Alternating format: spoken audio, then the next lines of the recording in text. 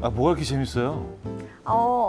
친구들 만나는 중이에요. 친구들을 여기서 만나는 중인데 한 명은 뉴질랜드, 한 명은 태국, 한 명은 제주도. 뉴질랜드, 태국, 제주도 친구들을 만난다고요? 지금 만나고 있어요. 지금 연결돼 있거든요. 여기서 친구들을 만난다고요? 제가 지금 만나고 있어요. 친구들. 어떻게? 요즘에 메타버스 모르시는구나, 사장님. 메타버스? 네, 아세요? 모르죠. 제가 알려드릴게요. 얼른 문 열러 가요. 알겠습니다. 네. 메타버스?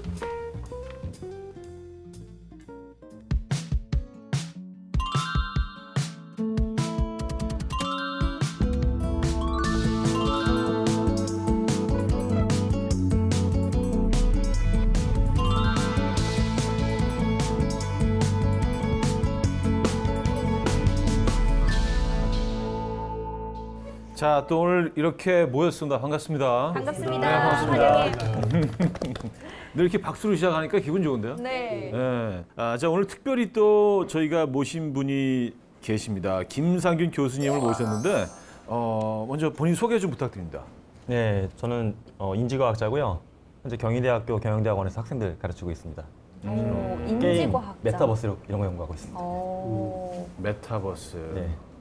요즘 그 단어를 너무 많이 들어서 네. 그 뭔지 모르는 사람들도 이해를 전혀 못하는 사람들도 메타버스를 그냥 끊임없이 듣고 있어요. 그래서 네. 오히려 아는 사람들은 조금 더 알아가게 되고 모르는 사람들은 약간 좀 불안 증세. 내가 너무 모르는 게 아닐까. 많이 듣다 보니까 아는 것 같은데 막상 생각하면은 뭔지 모르겠는. 맞아요. 사실 오늘 이것도 메타버스로 해야 되는 거 아니었나요? 네. 그래서 사실 오늘 이런 모임도 메타버스로 좀 진행을 했으면 어땠을까 그런 뭐 뒤늦은 생각을 해봤는데 그것도 뭐 충분히 가능한 거 아니에요? 그죠? 가능하죠. 실제 저 친구들하고 술자리도 메타버스에서 하는 경우가 있어요. 근데 이 메타버스 안에서의 그 장점이 또 뭐가 있을까요? 사실 좀 심각하게 얘기하면 인간이 갖고 있는 본질이 무언가에 대한 고민이 드는데 제가 최근에 이제 일본에서 봤던 사례인데 네. 사람들이 근무하지 않는 카페가 있어요. 로봇만 근무하는 카페예요. 근데 요즘에도 뭐 원격 서빙 해주는 이렇게 로봇들이 있잖아요, 와가지고. 뭐 냉면 갖다 주고 뭐. 네, 냉면 갖다 주고 뭐 네. 치워주고 인공지능으로 가볍게 움직이는 건데 이 일본에서 시도했던 거는 이 로봇가 사람의 디테일한 말과 행동을 다 이해하고 다 맞춰줘요. 냉면 나한테 잘라달라고 막 미안하다고 가위다시 갖고 오고 막 이렇게 해요. 근데 비밀이 있는데 그 카페에 있는 60대의 로봇가 전부 원격으로 조종되는 로봇이에요. 사람이. 어찌 보면 약간 기이 빠지죠. 그렇죠. 네. 근데 사실 중요한 건 원격에서 장애인 분들이 VR을 쓰고서 로봇을 조종하고 있어요. 근무하기 힘든 분들이. 자, 이렇게 뭐 우리 같이 비장애인들은 안 가도 되고 뭐 이렇게 얼굴 안 꾸며야 되는 그런 일반적인 편의성을 얘기하지만 정말 그 편의성의 극단에 있는 분들 있잖아요. 불편의성에. 그런 분들한테 굉장히 새로운 편의성의 세상이 될 수도 있는 가능성이 있습니다. 그러네요. 과연 메타버스가 무엇인지 도대체 뭐길래 사람들이 열광하는지 아주 네. 기본적인 질문으로 좀 시작을 해보도록 하죠. 먼저 이 단어 뜻을 그래도 한번 정리를 해드리면 네. 메타버스가 제가 만든 단어가 일단 아니에요. 어떤 분들이 제가 이 단어를 만들었다고 오해하시는 경우가 아직도 그래요? 있는데 제가 그 정도의 영향력이 있지는 않고요. 90년대 소설에서 나왔던 개념입니다. SF 소설에서 메타버스라는 명칭을 소설가가 만들었어요. 근데 지금 보니까 이게 이 현상을 메타버스라고 부르면 적절할 것 같다라고 해서 단어를 빌려서 쓰는 겁니다. 그래서 이걸 정의를 원래 물리적인 공간이 있고 가상이 있고 그 가상을 메타버스입니다라고 부르는데 많은 분들이 네. 제가 한 다년간의 연구를 거쳐서 좀 더 편리한 정의를 만들어냈어요. 우리가 두 가지 현실에서 살고 있는데요. 네. 여기가 물리적인 현실이고 메타버스도 현실입니다. 다만 디지털 현실. 그러니까 디지털 속에 구현된 현실을 메타버스라고 부르면 좋을 것 같습니다. 가상이 아니라 현실이지만 디지털 속에서 네. 일어나는 현실이다. 그럼 가상이 빠지네요.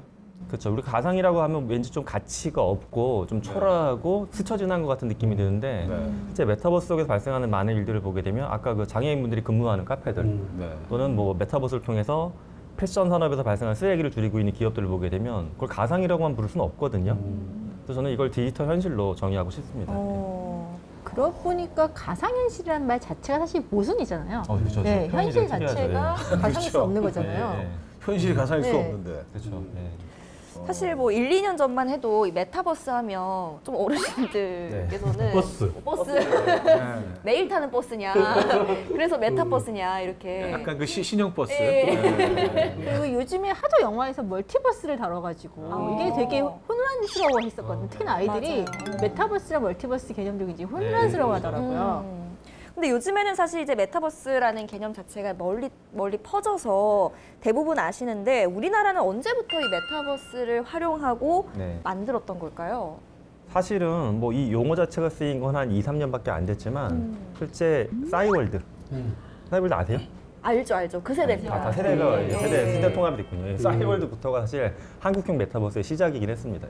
거기가 이제 방이 있잖아요. 나만의 방. 나만의 그렇죠. 방. 미니룸. 미니룸 있었고 맞아요. 거기 맞아요. BGM 깔고 메타버스가 네. 읽을 때 이제 발음이 잘 네. 모르시는 분들은 이제 버스 이렇게 읽으시더라고요. 네. 근데 이게 그 합성어죠. 유니버스. 그래서 이제 메타버스라고. 그러니까 메타가 그리스어로 초월한다라는 거고 유니버스가 우주 얘기하는 네. 유니버스여서 두 개 합쳐서 이제 메타버스라고 해야 된다고 하는데 저랑 같이 작업했던 아나운서 분들도 버스에서 다시 네. 찍었던 영화 많이 있습니다. 예. 그러니까요. 네.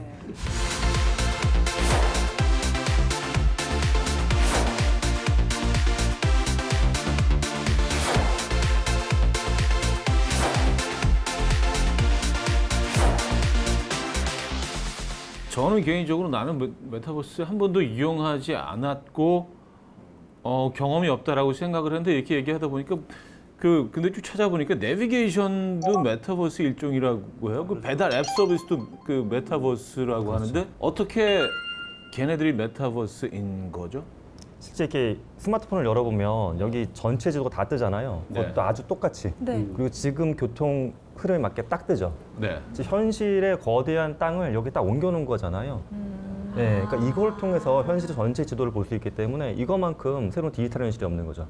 얘만 보고 있으면 우리 집에서 한강이 안 보여도 한강의 교통량이 얼마든지 다 알 수가 있고 거기는 맞아요. 화살표는 나고. 그쵸, 화살표가 나고요. 그러고 보니까 오늘 아침에 여기 올 때 그 택시 앱을 통해 택시를 불렀더니 요즘에 택시 기사님들 아이콘들이 다 네, 자기 아바타들 띵띵 있어가지고 오고 있죠. 네. 아바타가 움직이면서 오는 게 보이더라고요. 맞아요. 그게 별거 아닌 것 같은데 되게 중요한 게요. 택시 기사님이 그냥 점으로 찍혀서 올 때랑 아이콘 아바타가 돼서 오면 조금 늦게 와도 화가 덜 나요. 사람이 오는 거거든요. 근데 점이 오게 되면 사람이 뭐야 기계처럼 인식을 해요. 그러니까 굉장히 마음에 있어서 중요한 포인트입니다. 그것도. 아니 제가 한번 이제 저는 그 택시 앱을 자주 네. 사용을 하는데 어떤 한 기사님께서 하정우 사진을 이렇게 달고 기대감을 또 오시더라고요. 네. 그래서 굉장히 기다리는데 행복했어요.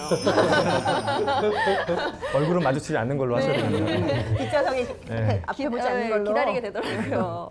이렇게 보니까 그 메타버스를 우리가 상당히 일상 속에서 벌써 많이 이용하고 있고 일반화돼 있고 상용화돼 있네요. 그런데 메타버스라고 하면 그 가상의 세계, 아까 이제 뭐 이 말의 모순에서도 얘기했는데 가상의 세계라고 생각했는데 이게 현재 우리 상황하고 완전히 연결돼 있는 현실이네요, 사실은. 그렇죠? 그렇죠. 그러니까 메타버스가 우리가 많이 상상하는 것은 VR 쓰고 들어가는 영화 속 공간 같은 거, 완전히 실제 존재하지 않던 세상 만들어 놓은 거. 레디 플레이어 원 네, 그거. 같은. 그거 생각을 많이 하시는데 네. 사실 실제 존재하는 세상을 디지털 속에 이렇게 엎어놓은 내비게이션, 그것도 메타버스고요. 또는 실제 존재하는 세상에 학생들이 많이 쓰긴 하는데 과학 실험할 때 요즘에 증강기술로 화산 실험하거나 인체 해부도 같은 거 막 보거든요. 학교에서 태블릿 같은 거 이렇게 띄워가지고 아, 요즘 그렇게 요즘 그렇게 썼어요. 네, 초등학교 중학교에서. 격세지감. 저는 이제 작가 책을 쓰는데 예전에는 네네. 전부 다 그냥 텍스트로만 책을 썼거든요. 네. 이번에 새로 작업하는 게 어린이용 과학책이었는데 PPL인가요 지금? 아니요, 얘기는 안 하고요. 어린이용 과학책인데, 궁금해서 말씀해 네, 주세요. 그 어린이용 과학책인데 그 자체가 이제 예. 그 실제로 이 메타버스를 이용을 해가지고 그 스마트폰이나 이런 것들 사용을 해서 거기 찍으면 뜨는 거예요. 그러니까 이제 글을 쓸 때도 이게 화면으로 구현될 걸 그 상상을 하면서 글을 써야 되더라고요. 그래서 작업이 좀 달라졌어요. Z세대, Z세대들을 대상으로 한 그런 교육 시스템이 좀 활발하게 운영을 네. 하고 있는 것 같아요. 뭐 언어라든지 네. 뭐 코딩도 네. 가르치기도 하고요. 네. 이게 아주 일반화되고 있죠. 예, 실제 이 코딩 교육을 해본 되게 재밌는 게 네. 제가 실제 어떻게 해봤냐면 벽돌을 하나하나 쌓아가지고 집을 만드는 메타버스 공간 같은 게 있어요. 근데 거기서 처음에 아이들이 집 만들다가 큰 집 만들려고 하면 벽돌을 계속 쌓아야 되잖아요. 근데 재밌는 게 블럭 코딩이라고 해서 코딩을 몇 줄만 하면 건물이 100층이 순식간에 올라가요. 애들한테 제 이걸 보여주면 교수님 왜 이걸 이제야 알려줘요? 이게 코딩이야? 코딩 좀 배워보겠습니다. 이런 식으로 바뀌거든요. 그래서 그렇게 해서 이제 메타버스 안에서 그러니까 코딩이 컴퓨터의 언어고 나랑 거리가 먼 게 아니라 이 언어를 이해하면 컴퓨터한테 일을 잘 시킬 수 있어라는 거 애들이 딱 이해하게끔 하는 거죠. 아, 메타버스가 엄청 많구나, 그러니까. 네. 이 메타버스의 가장 큰 특징 중 하나가 또 공간적인 제약이 없다라는 점이잖아요. 제가 네. 조금 전에 이제 그 태국 친구랑 제주도 친구랑 뉴질랜드 친구랑 이제 네. 좀 만나고 왔어요. 요 자리에서. 네. 그렇게 이제 공간의 제약도 없이 시간적 제약도 없이 뭐 이제 다른 나라 친구들 시차 관계없이 만날 수 있다라는 게 아마 메타버스의 큰 특징이 아닐까 싶은데 혹시 다들 메타버스 어디까지 좀 사용을 해보셨는지. 제가 같은 다른 기업과 같이 만드는 것 중에는 이제 애들이 요즘 독서를 잘 안 하려고 하잖아요. 그럼 도서관을 메타버스로 태블릿으로 들어가면 되게 멋있는 도서관이 있어요. 네. 마치 판타지 영화에 나오는 것처럼 왔다 갔다 하면서 책을 잘 빼보게 돼 있어요. 그럼 통계를 뽑아보면 독서량이 증가하고 있어요, 아이들이. 예, 그렇다고 아이들한테 개인적으로는 멋진 도서관을 집 앞에 만들어줄 수는 없잖아요. 그러니까 이런 거는 굉장히 교육적으로 좋은 접근인 것 같습니다. 세 분은 뭐 공통적으로 이제 강연들을 많이 다니시는데 뭐 메타버스에서 강연 당연히 하실 거고 예. 그 작가님하고 교수님은 뭐 그 저는 메타버스 그 이용하십니까? 강연보다는 저는 이제 네. 과학관에 근무를 했기 때문에 네. 전시에 VR이나 그런 걸 예전부터 많이 사용했거든요. 아 벌써. 네네, 얼리 어답터. 저는 그렇지 않은데 전시를 하다 보니까 이제 전시 기법으로 네네네. 뭐 VR, AR을 많이 활용하는 게 있거든요. 근데 이제 저는 우주 쪽이기 때문에 우주 쪽이 그런 메타버스 활용하기가 되게 좋아요. 그러네요. 그러네요. 실제로 갈 수 없는 환경을. 네, 그렇기도 하고 사람들이 그 현실을 모사하는 데는 아직 좀 한계가 많이 있잖아요. 그러니까 들어가면 자기가 겪어본 현실은 이거 현실과 다르다는 걸 쉽게 아는데 우주는 가본 적이 없기 때문에 그냥 대충만 꾸미나도 우주인가 보다 라고 쉽게 속아서 우주 쪽은 메타버스 쪽으로 굉장히 재미난 비유입니다. 조금 허접해도 네, 조금 뭐 전문가가 만들었으니까 그냥 그런 깜깜하게 건가 보다. 우주인가 보다 네, 그런 게 있어서 마음 편하게 작업하실 수 있게. 그래서 많이 활용을 합니다. 그 우주 그래서? 쪽에서 네, 많이 활용을 합니다. 작가님 어떠세요? 저는 사실 뭐 강연하는 거야 이제 중강연 그런 거 많이 하는데 한번 이제 과학관에서 하는 축제 행사 기획을 들어간 적 있거든요. 근데 그때 이제 한창 코로나19가 유행했던 때라서 현장에서 아무것도 할 수가 없는 거예요. 그래서 이거를 가상현실 한다 그랬고 로블록스랑 같이 해서 실제 그 참여자들이 와서 과학관에 오는 게 아니라 과학관으로 만들어진 메타버스 세계에 들어가는 거예요. 그래서 거기 들어가서 뭐 미션 해결하면은 뭐 네. 점수도 주고 뭐 이렇게 해가지고 그 안에 즐길 수 있게 하는 것 같이 해본 적이 있었거든요. 그래서 꽤 재밌더라고요. 이 코로나19가 이제 시작이 되면서 재택근무를 많이 하게 됐잖아요. 이제는 뭐 사무실, 물리적인 어떤 공간을 없애고 메타버스 안에서 네. 근무를 하고 회의도 하고 하는 형태들이 많이 생겼더라고요. 실제 국내에도 보면요, 그 부동산 거래해주는 회사인데 네. 되게 독특하게도 아이러니한데 본인들의 업은 남의 부동산을 거래해주는 일을 해요. 실제 부동산을. 근데 이 회사는 사무실을 없애버렸어요. 그러니까 메타버스 안에 30층이 넘는 건물을 짓고 이 중에 2개 층의 직원들이 출근을 해요. 집에서 카메라 켜고서. 그럼 거기 자기 책상도 있고 가까이 가면 대화도 되고 멀리 가면 대화 안 되고 이렇게 해서 거기서만 근무하고 또 웃긴 건 자기네가 만들어 놓은 메타버스 공간을 또 다른 기업한테 판매도 합니다. 이런 모델이 근데 미국에도 있고 한국에도 있고 많이 생기기 시작했습니다. 네. 여기저기 생기기 시작했다는 거는 더 많이 생길 거고 이게 일반화될 수도 있다는 얘기네요, 그죠? 그 그렇죠. 시스템. 최근에 미국에서 조사한 것 중에 이런 식으로 근무하게 되면 월급을 얼마나 덜 받아도 좋겠니라는 것도 물어봤어요, 사람들한테. 허용하겠느냐? 예. 그랬더니 이제 젊은 층일수록 월급을 적게 받아도 그렇게 근무하면 난 좋다. 한 20%, 30%는 보통 감내를 합니다. 저라도 그럴 것 같긴 해요. 저는 공감을 잘 못하겠는 게 네. 저는 회사를 나가는 게 너무 큰 기쁨이고 행복이기 때문에 국장님이 좋아하시겠네요. YTN, YTN. 저는 메타버스 뭐 그렇게 굳이 뭐 필요하지 않지 않나. 전 직접 나가서 이렇게 일을 하고 제가 하는 게 정말 행복하거든요. 이걸 따라하셔야 돼요. 관심이 계신 겁니다. 근데 뭐 이제 다른 분들 같은 경우는 이제 저를 제외한 어떤 직장인들 같은 경우는 뭐 출퇴근 시간도 많이 줄어들고 그렇죠. 좀 매력을 많이 느낄 것 같아요. 그런데 이런 뭐 교육이나 SNS 이런 분야들뿐만이 아니고 사람을 치료하는데도 이 메타버스가 활용된다라고 들었거든요. 근데 네. 사람이 아픈 거는 지극히 현실이고 네. 메타버스는 어떻게 보면 디지털 세계인데 네. 그게 어떻게 가능할까요? 병이 어디서 오느냐가 중요한 건데 가장 중요한 게 정신적인 질환들을 보게 되면 마음에서 오는 거잖아요. 네. 경험을 통해서. 과거에 있었던 좋지 않은 관계나 좋지 않았던 경험이 현재의 나의 병으로 생긴 거기 때문에 이 관계나 경험을 개선시킬 수 있는 추가적인 무언가를 경험하게 만들어주는 거예요. 세팅된 경험을. 그러니까 예를 들어서 내가 전쟁을 겪어서 뭐 사람이 죽는 걸 봐서 엄청난 그 공황 PTSD 같은 게 왔다. 그러면 전쟁을 다시 겪게끔 만들어요. 하지만 전쟁의 경험이 이제는 사라졌다라는 걸 느낄 수 있는 그런 약간 각색된 경험을 만들어줘서 본인들의 마음을 치료해 주는 거. 공황장애 걸린 사람들은 대중교통이나 어떤 이제 쇼핑몰 같은 데 들어가는 걸 자꾸 혼자 연습해 보게끔 해서 공황장애를 좀 누그러뜨리고 그러네요. 이런 것들을 하고 있습니다. 네. 활용할 수 있겠네요. 네.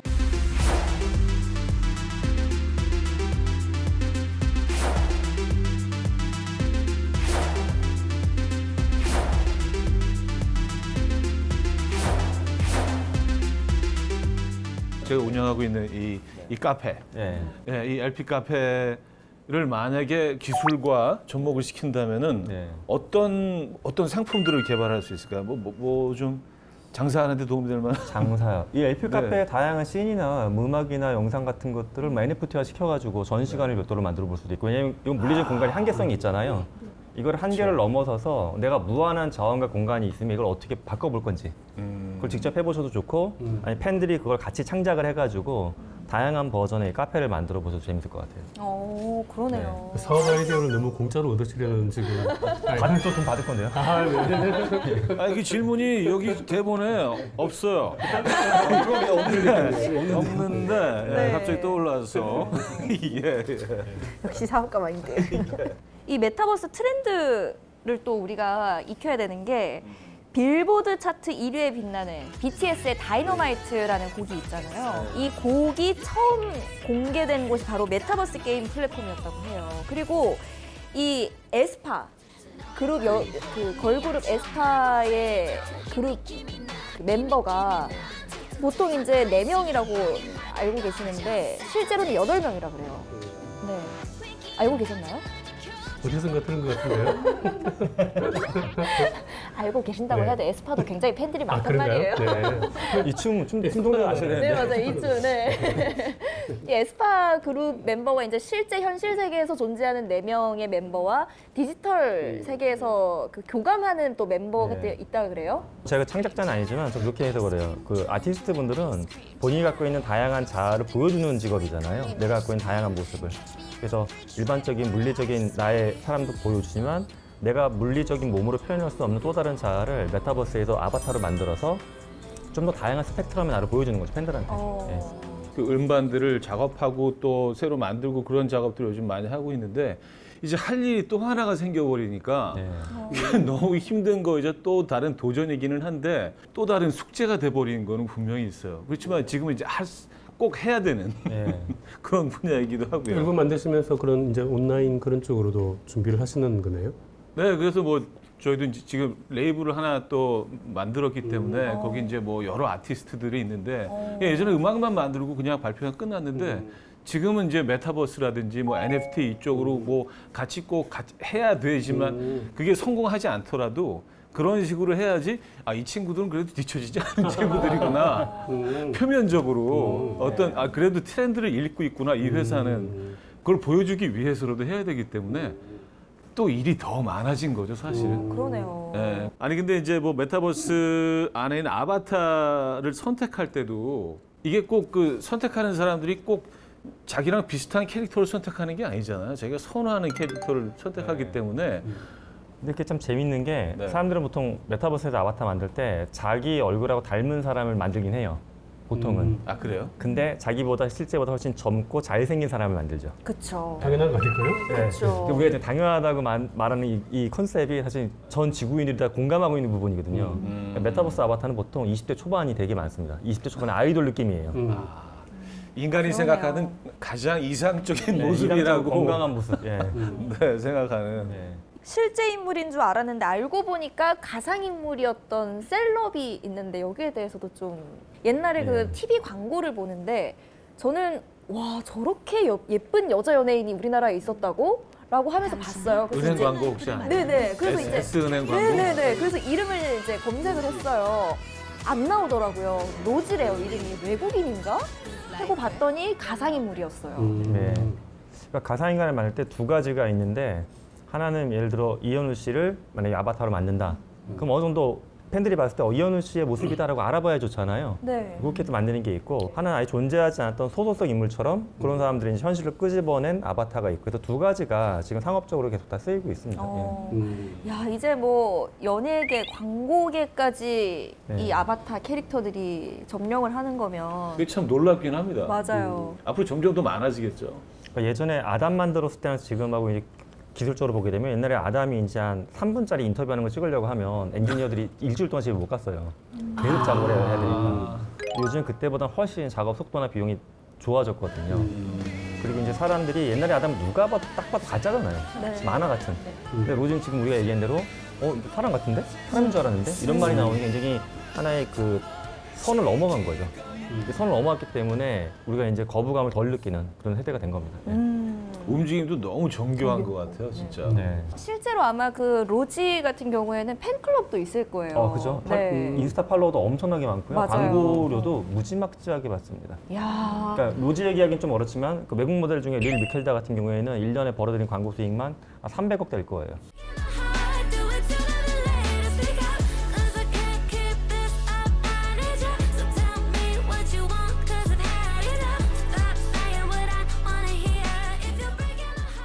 그러면 그 돈은 누가 가지게 되는 건가요? 그 사람을 창조한 사람들이 갖겠죠.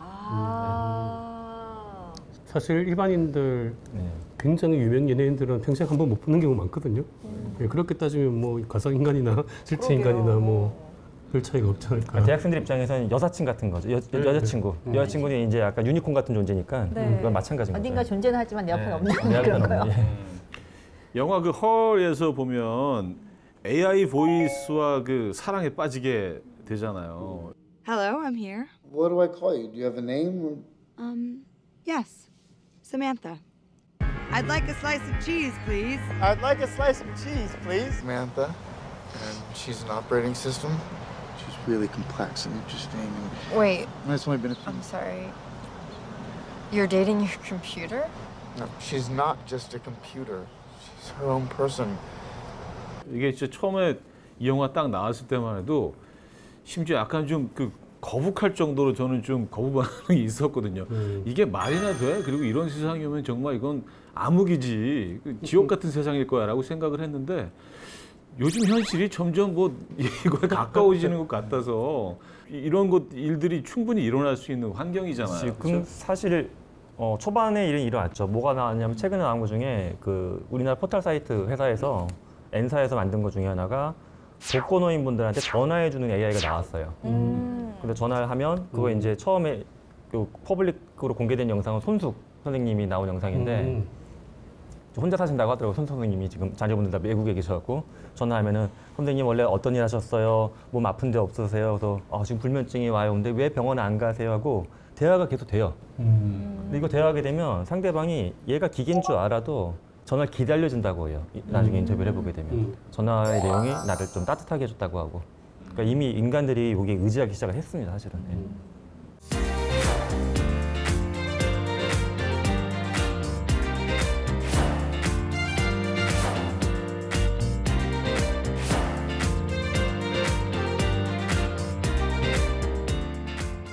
가상 공간에서 이제 이 아바타는 나를 또 표현하는 것 중에 하나가 될 텐데 이 아바타의 경제적 가치 그리고 앞으로 이 아바타 시장이 더 커질 거라는 전망이 있더라고요. 실제로 어떨까요? 널리 활성화가 되고 커지겠죠? 아바타를 현재 제일 많이 쓰는 상업적인 분야는 상담사나 콜센터 쪽에서 만약에 은행 같은 데 가도 실물 크기의 패널을 세워놓고 네. 거기 가면은 그 은행 직원들을 학습시킨 아바타가 서 있어요. 대화 언어도 가능하게끔 하는 것도 네. 있고 어떤 식품회사 들어가게 되면 이런 뭐 밀가루나 음식재료 구매하게 되면 레시피를 알려줘요. 대화 형태로 해서. 그럼 그런 것도 굉장히 편리하게 쓸 수가 있는데 나의 아바타도 만들기도 해요. 그러니까 저 같은 경우도 이제 아바타를 학습을 시켜가지고 제가 이제 저를 대신해서 강연하는 그런 콘텐츠를 준비하고 있거든요. 그래서 이렇게 존재하지 않았던 아바타랑 존재하는 사람의 아바타를 상업적으로 활용하는 예들은 앞으로 계속 증가할 겁니다. 예. 근데 예전에 싸이월드도 자기 아바타 꾸미려고 도토리 많이 쓰고 했잖아요, 사람들. 저 그쵸. 뭐 한 40만 원 썼던 기억이 나네요. 근데 혹시 그 자녀분들이나 어린 친구들이 아바타 옷 사서 입히는 거에 대해서 납득이 되세요? 어떠세요? 납득이 되죠. 네, 저도 싸이월드 할 때 해봤던 네. 경험이 있어서 그게 어떤 저를 네. 표현하는 아직 방법이었기 때문에. 그런 것까지 하진 않아서 잘 모르겠는데 납득은 할 수 있을 것 같아요. 이건 뭐 선택의 문제가 아니라 제가 이거 여쭤본 이유가 보통 네. 우리가 아이가 있을 때 아이가 옷 산다는 거에 대해서는 뭐 당연히 뭐 타당한 거잖아요. 근데 이 아이가 있고 아이가 자기의 아바타의 옷을 사준다고 하면 상당수의 부모님들은 이상한 짓이라고 생각을 하세요. 근데 이게 어떤 관점 차이냐면 부모님한테 아바타는 장난감 같은 느낌이고 아이는 아바타가 그냥 나인 거예요. 그렇죠. 나이니까 내가 여기서도 옷을 입듯이 저기서 세상에도 당연히 옷을 입고 있어야 돼. 이렇게 보는 거예요. 저기서 유행이 있는 것이고. 예. 그러면은 이제 현실에서는 사실 좀 사기 부담스러운 명품 같은 것들도 디지털 세계에서만큼은 마음껏 입히고 그렇죠. 할 수 보통 있겠네요. 뭐 굿땡이나 그런 뭐 크리스 그런 브랜드들이 네네. 보통 몇천 원 정도에 이제 옷을 판매해서 몇천 원이요? 네. 이야, 그거 괜찮네요. 예, 괜찮습니다. 오, 괜찮네요. 에르땡땡. 예, 네. 정말 단순하게 보면 아바타 입힌 옷을 만든다. 이것도 새로운 판매 제품이 되지만 또 하나는 우리가 입는 옷을 만드는 절차도 달라지고 있어요. 큰 회사들은 다양한 텍스타일을 만들고 이거 전 세계에 있는 그 어떤 공장이나 디자이너랑 협업을 해서 옷을 만드는데 원래 옷감이 나오면 계속 보내주고 시안 받고 난리를 치면서 계속 이게 이동을 했거든요. 근데 지금 이제 어떻게 됐냐 하면 아주 정교하게 옷감을 재현을 하고 다 원격에서 VR을 쓰고서 의상 디자인을 합니다. 그러면 실제 옷감의 손실도 적어지고 항공기 이동도 없어지고 굉장히 옷이 빨리빨리 만들어지죠. 실제 옷을 만들 때. 실제 옷을 만들 때 네. 그렇게 하고 있습니다. 자동차도 그렇게 만들고 있고요. 예. 옷이라는 게 꼭 디자인뿐만 아니라 뭐 질감이라든가 뭐 두께감 아니면 네. 핏감 이런 거 다 중요한데 네. 그런 것도 다 구현이 된다는 거죠. 사실 감촉이라는 부분도 가정용 장비는 아직까지 우리가 안 쓰긴 하는데 산업용 장비 중에는 이 촉감을 느낄 수 있는 장비들이 꽤 나와 있어요. 그래서 없지만 이렇게 눈을 딱 감고서 잡으면 컵이 만져지기도 하고 만졌을 때 이게 종인지 이렇게 피부인지도 느껴지는 게 있고요. 예, 어느 정도까지. 그 메타버스 안에서 이제 우리가 계속 얘기해온 활동들 말고도 실질적인 이제 경제적인 활동을 한다고도 하더라고요. 만약에 세 분께서 경제적인 활동을 할 수 있다면 어떤 걸 좀 하고 싶으세요? 메타버스 안에서? 전 아까 말한 대로 사람들이 가장 잘 속는 우주여행. 아니 거기서 저는 굉장히 큰 감동을 얻었단 말이에요. 네. 과학관에서 만들어 놓은 그 우주 공간이라는 네네. 곳에서 아 여기가 광활한 우주구나 음. 라고 했는데 교수님께서 가장 잘 속는 그렇죠, 안 가봤으니까. 라고 하시니까 약간 감동이 네. 깨지는 것 같아요. 근데 교수님 말씀하신 사례가 실제 외국에서 아이들 CT나 MRI 촬영할 때 접목해서 쓰는 경우가 있어요. 그래요? 아이들이 MRI 기기 같은 게 무섭잖아요. 간 네. 속에 들어가는 느낌이니까 음. 막 반항하고 하니까 이거를 이제 VR 씌워서 너 지금 우주 비행사가 되는 거야. 그래서 딱 쓰는 순간부터 이제 우주가 보이는 거예요. 그렇죠. 그렇게 해서요 잘 또 했던 사례가 그러네요. 있습니다. 예. 작가님은요? 그러니까 이거 굉장히 괜찮은 것 같은데 저는 예전에 주식학이나 해부학 공부할 때 사실 몸 내부에 있으니까 잘 안 보이잖아요. 이거를 그렇죠. 상상하기가 되게 어렵더라고요. 네. 그래서 그런 것들을 보여줄 수 있는 그러면 실제 그 다른 사람의 몸에 대해서 경험할 수 있는 느낌이 있으면 되게 좋겠어요. 저희 경희대에서 비슷하게 하는 것 중에 하나는 요즘에 이제 그 시신 구하기도 어렵잖아요. 네. 그래가지고 이제 그거를 다 3D로 만들어가지고 반복적으로 몸을 열어볼 수 있게끔 그런 작업들을 하고 네. 있습니다. 그러니까 예전에 한번 그 국가수에 가서 취재를 한 적이 있는데 거기서도 보통 시신이 들어올 때 이제 부검을 한 번밖에 못 하잖아요. 네. 그러니까 네. 그 전에 일단 그 디지털 이미지를 다 떠서 내부를 미리 한 번 다 확인을 해본 다음에 네. 어디부터 부검이 들어가야 될지를 확인해 보신다고 하시더라고요. 그래서 이렇게 하면은 어디를 먼저 봐야 될지 아니까 사실은 이 시신의 손상도 좀 적고 그다음에 정확하게 할 수 있구나라는 것들에 대해서 얘기 들은 적이 있었거든요. 그래서 그런 것들은 이제 물론 법적으로 사용되는 거지만 사실 인간들도 보면 자기가 어디 아플 때 이 안에서 무슨 일을 하나 이런 것들 한번 봤으면 이거 의료적으로 이렇게 도움이 되지 않을까 싶어요. 그 메타버스가 그런 어떤 장점들이 있기 네. 때문에 성공을 했다고 볼 수 있겠네요. 성공 요인은 뭐라고 보세요? 다양하게 볼 수 있는데 저 궁극적으로 봤을 때는 좀 철학적인 얘기겠는데 행복이에요, 행복. 이걸 쓰는 게 나한테도 행복한 거냐라면 사람 행복해요. 선택을 해요. 예, 그렇죠. 행복하니까 쓰잖아요, 예쁜 보정에. 모습 보면 행복해요. 직장 나가서 부장님 안 만나고 원격으로 회의하는 게 좀 더 행복한 거고 이런 것 때문에 이제 그걸 사람들이 쓰는 거거든요. 결국 이거를 사용하는 사람들의 평균 이상이거나 권력자들이 행복하게 되면 이건 계속 가는 겁니다. 근데 이제 만약에 10명이 메타버스에서 회의를 하는데 최고 권력자가 절대 싫어. 다 내 앞으로 와. 하면 못 쓰는 거죠. 그러니까 사실은 이 행복의 균형추가 맞춰지는 게 이 공간에서 굉장히 중요합니다.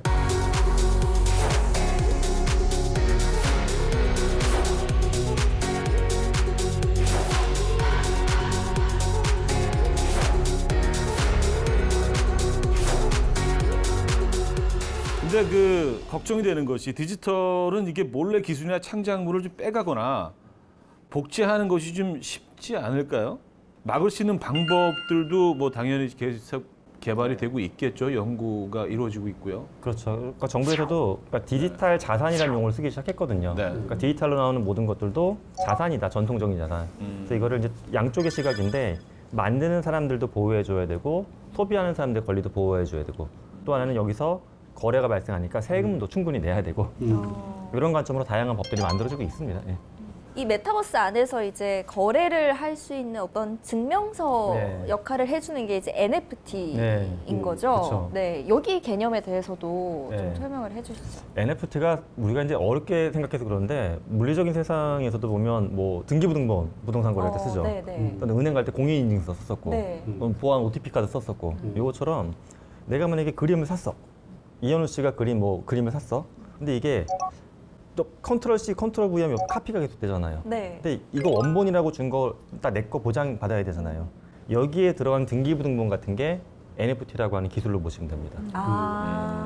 그러면 사실 그걸 찍어서 옆에 올려놓으면 겉보기는 똑같아요. 네. 그러면 나도 진품이야 하지만 그럼 증명해보자 하면 딱 까보면 나는 진품이고 옆에 사람은 가짜다라는 게 바로바로 확인이 되죠. 근데 눈으로 보기에는 동일한데 어느 한쪽이 진짜인지 가짜인지가 어떤 의미가 있는 거죠? 그게 이제 예술적인 측면과 상업적인 측면이 있는데요. 그 루브르를 3번인가 가봤는데 루브르 3번 갔을 때 맨날 모나리자 가까이서 못 봤어요. 사람들 뒤통수가 저 앞에 200명이 있고 저기서 모나리자 봤는데 제가 모나리자를 되게 디테일하게 본 건 그 루브르 홈페이지에서 본 거예요. 고밀도 스캔본. 그 나와서 가게에 있으면 예, 가게 가면 그렇죠. 가게에 있는 거. 잘 넣어 있어요. 근데 그 순간 그 생각이 들었어요. 아무리 고밀도로 스캔했어도 이건 원본은 아니잖아요. 어쨌든 원본은 저기서 머리 너머로 보였던 게 진짜긴 하거든요. 모나리자가. 네. 아무리 똑같아도. 그쵸. 네. 그러니까 이게 디지털로 이렇게 카피해 놓게 되면 사실은 이런 원본 개념은 사라지긴 해요. 눈으로 봤을 때 똑같은 거죠. 하지만 이제 이걸 상업적으로 활용할 때는 저는 이제 소유권을 갖고 있는 거니까 제가 이제 그거를 이현우 씨의 어떤 아트를 이렇게 프린트해서 티셔츠를 만들어. 저는 합법적인 거죠.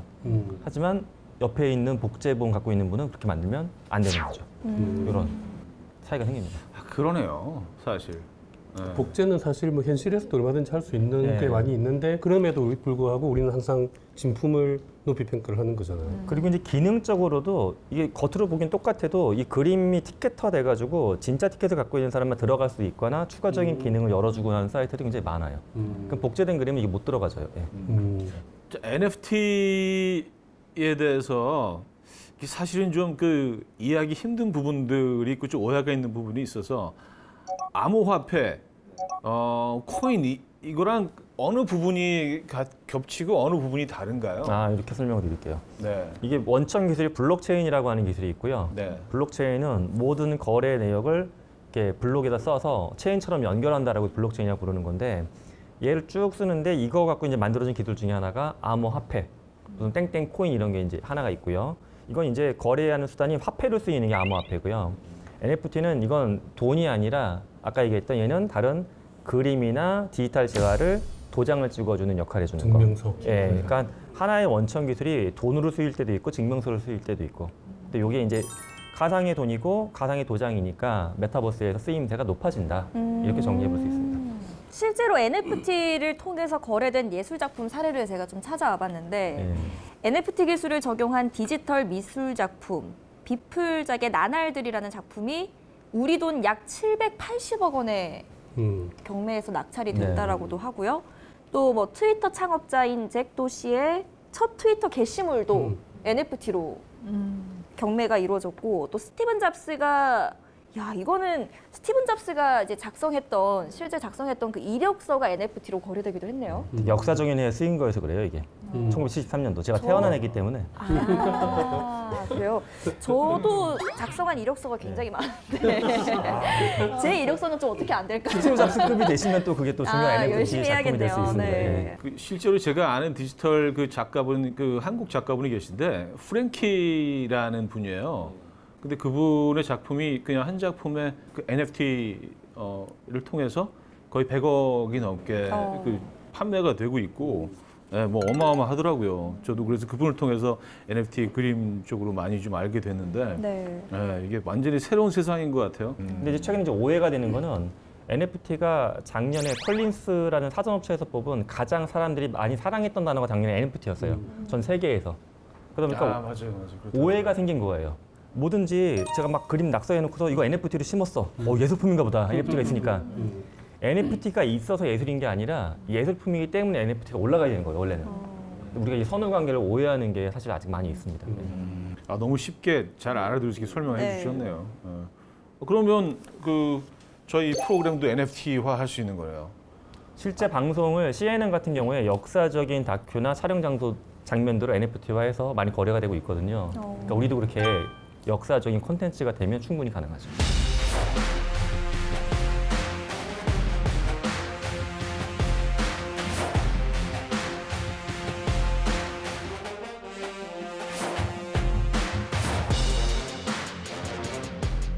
근데 이 메타버스가 일반화되면서 활용했을 때 그 여러 가지 또 그 생기는 부작용들도 있을 것 같은데, 예를 들어서 어떤 그 메타버스 그런 공간 안에서 뭐 제가 카페를 차렸는데 예를 들어서 예진 알바한테 급여를 지급하지 않았다. 예, 그 완전히 다른 현실과 다른 공간이니까 또 디지털 그 공간이긴 하지만 이런 경우도 빈번하게 발생을 하게 될 것 같은데요.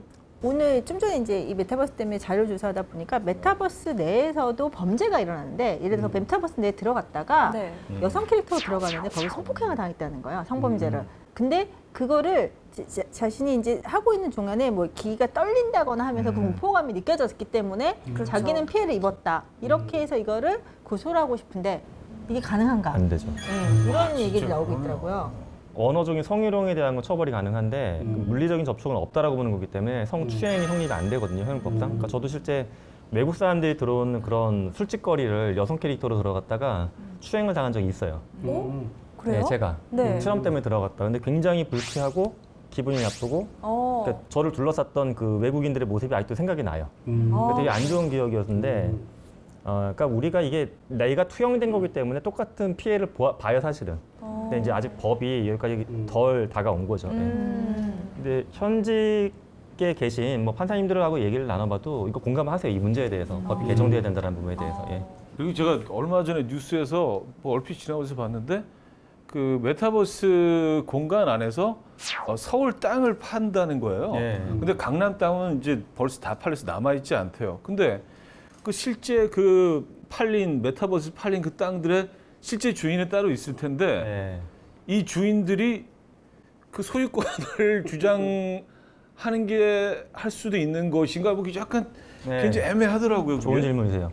네. 아직까지는 그게 그러니까 소송화가 된 케이스는 없는데요. 앞으로는 문제가 될 소지가 분명히 있는 게, 네.